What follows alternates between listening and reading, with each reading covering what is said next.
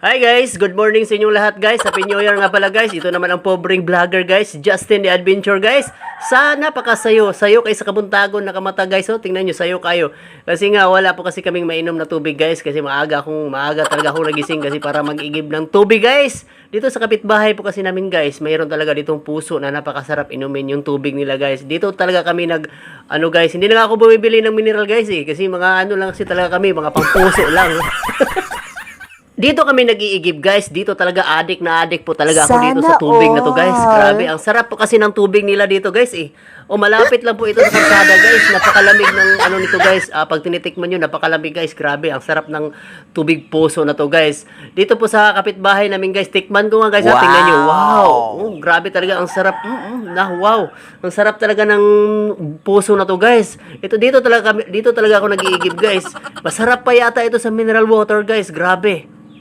Pagkatapos kong mag-igib ng tubig guys, dito guys, bumaba ako, nagdala ako ng pulang kwan guys. Itong dala ko guys, pagkain sa mga manok guys. Dito ako sa tugkaran namin guys, sa likod na hindi pa nalinisan.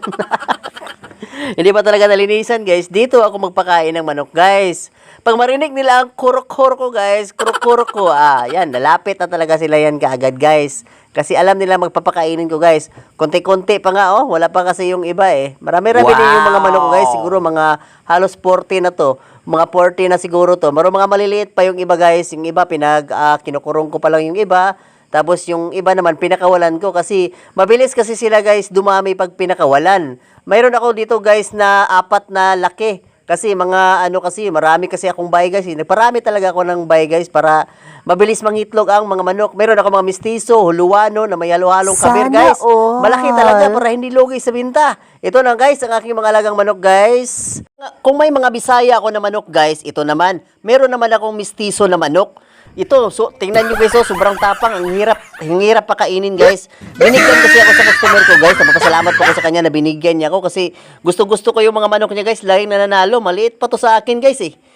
Sobrang tapang nito, ang dami kong sugat itong manok.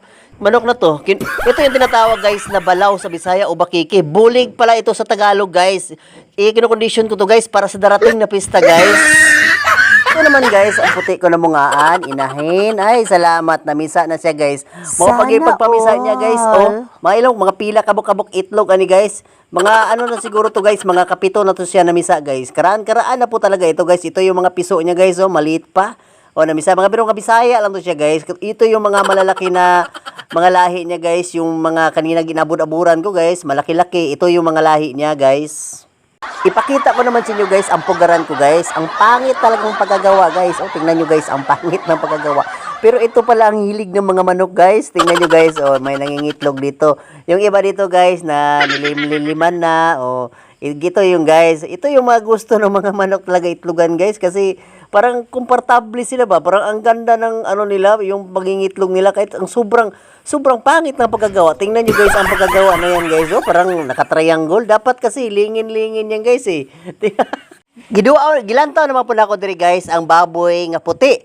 Malami daw ni siya guys nga anayon kasi ang nipis ng balahibo, tingnan nyo guys. Ang nipis talaga ng balahibo niya, parang walang balahibo sa sobrang puti. Tapos yung ulo niya, sobrang kinis. Sabi ng iba, maganda na to anayon. Buntis po kasi ito guys, kaya tiningnan ko dito guys kasi malapit na po itong mga anak. Ilang na po daw, siguro mga 2 araw na lang, mga anak na ito. Ito pa yung una niyang pagbubuntis guys. Una pa lang niya itong pagbubuntis.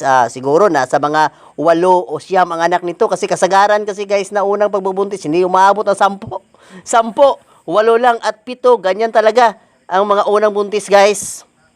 Ito naman guys, ang mga baboy na pinagbibili ko lang guys ng tag 1.5 guys. Wow. Nakamura ako dito guys eh. Kasi nga binili ko to na buntis pa yung baboy. Butang ang tawag dito sa Visayas guys, butang ba? Na 1 month bitaw usa mga anak ang baboy o mo ng tag 1.5. Kung gusto nyo, kung mabibili kayo guys ng mga bagong panganak guys o bagong lotas, mahal-mahal talaga. Makabayad kayo ng tag 3,000 o 3,500 o 2,500 guys. Ito nakamura lang ako guys. Nakamura lang ako. Yung isa, maliit pa kasi yung isa. Bago ko lang nakuha guys. Mga bago ko lang talaga nakuha.